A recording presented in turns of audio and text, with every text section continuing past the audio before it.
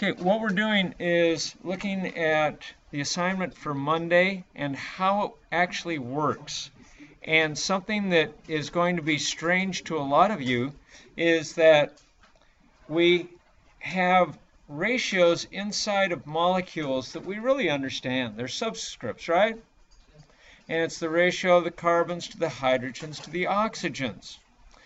And what I've done up here, if you'll notice here, do I have a pointer? I don't. So let's get one out and use that. Here we go. So if I look at this guy right here and I say, all right, I have a ratio of atoms in this molecule of 2 to 3 to 2. I'm going to multiply them. Can't I multiply that ratio by 6.02 times 10 to the 23rd or any other number I please? As long as I multiply it by every one, the same amount, right? Okay, so the thing that means is that when I multiply and then divide these things out, I come right back to 2 to 3 to 2, don't I? So isn't this, in actuality, something that I could use as a mole ratio? Yes. It can be used as a mole ratio. And don't let it throw you. Yes. So to restate it, the do now today is simply looking at this molecule and saying, what is the actual ratio? And I'm going to have to reduce it, although when I write glucose, I have to write it like this. I can't reduce this ratio for the molecule itself because this is the way the things go to be able to do a glucose molecule.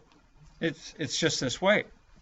In the molecule itself, there are 6 carbons, 12 hydrogens, and 6 oxygens.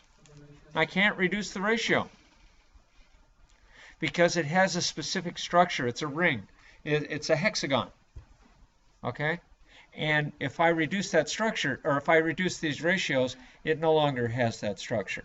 So all I'm asking you to do is tell me what the ratios are of each of these within the molecule. Okay, the homework that we're doing tonight is following what happens in the next slide. So let's take a look and see what it is. I took a simple example of the water molecule. So to make this guy work, if we start with 4.5 moles of hydrogen or of water, and we're trying to find the moles of oxygen, as we've been working before, we have to have the starting fraction, of course, is the given over 1. What has to be on the bottom of this fraction? And this goes to Michael. Good, 1 mole of water. And what's the ratio going to be of water to oxygen? 2 waters? Okay. What is the ratio going to be of oxygen to water molecules? 1 to 1. Okay, that's the way we express it. Okay, so we're just looking at the ratio of the components of the molecule. And we're labeling it as a mole ratio because we can. And we're going to use that in doing conversions. And look at how simple this is. 2 fractions. That's all your homework tonight. And that's all that we're doing. So I'm hoping that this makes you hopeful about what's going to happen with your homework tonight. So this is the announcements of what's coming. If you want to read it more, or you want to read it for longer, just stop the recording and read it to your heart's delight. In tonight's homework for 20 through 24, this is all doing the same thing. Moles of a molecule are being changed into moles of any atom that is in the molecule. And we are using the ratios of the subscripts as mole ratios. So If that was hard for you to understand, play it back until you get it, because that's all it is. It's very, very simple. So here's the problem, and this is your actual first problem from the homework. And so we're given moles of the big molecule, and then we're asked to find moles of one of its constituent parts. And as you can see, in each zinc chloride, there are 2 chloride ions. And so we can call that 1-to-2 ratio a mole ratio. And that's all we're doing. So we first of all determine that mole ratio, and that gives us the fraction that we're going to need to do the conversion. It's just that easy. And this is all there is to these problems. You're gonna knock these out really fast. Okay? They're gonna go well for you. And this is not the exact problem, but I wanted to give you one that was like it. If you look at problem number 22, would you all look at that in your text? They're asking you to get a ratio of the ions. Okay? So we have the sulfate ion and the aluminum ion. So what is that ratio? Nova.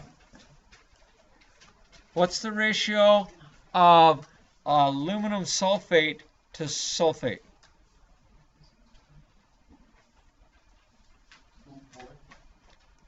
I'm sorry?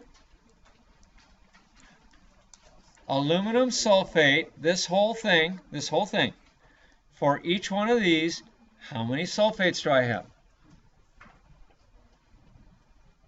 Or, said another way, how many sulfates do I have in the aluminum sulfate molecule?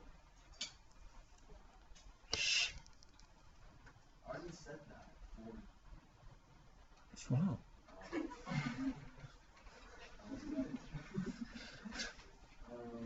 Come on, look at the subscript for sulfate.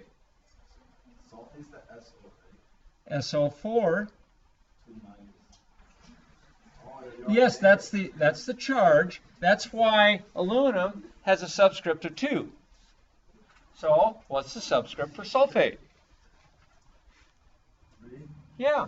So, for every aluminum sulfate, I have 3 sulfates.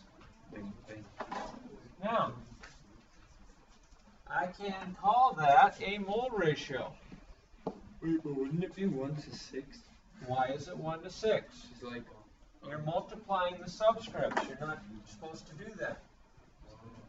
You can multiply when I put a coefficient out front. Maybe that's what you're confusing. Because if you had a coefficient out there of 2 in front of the aluminum sulfate, then yes, you bet, it would be 6 sulfates. But then you would have 2 aluminum sulfates. But my question was, if I have 1 aluminum sulfate, how many sulfates do I have? And so you can take the individuals. Yeah, I got it. You got it now? Okay. So if I take the individuals here, it's a 1 to 3. But if I write moles, and I'm multiplying each of these guys by 6.02 times 10 to the 23rd pieces, instead of 1 and 3, I have a 1 mole to a 3 mole ratio. Yes? So is this. Okay, what is my ratio of aluminum sulfate molecules to aluminum? 1 and 2 it is. So, here we go. So we've got 1 aluminum sulfate. It's going to have 3 aluminums in it. And if we write down here moles, it's still the same ratio. Okay? Are we good? That should help you in getting your homework done quickly and easily.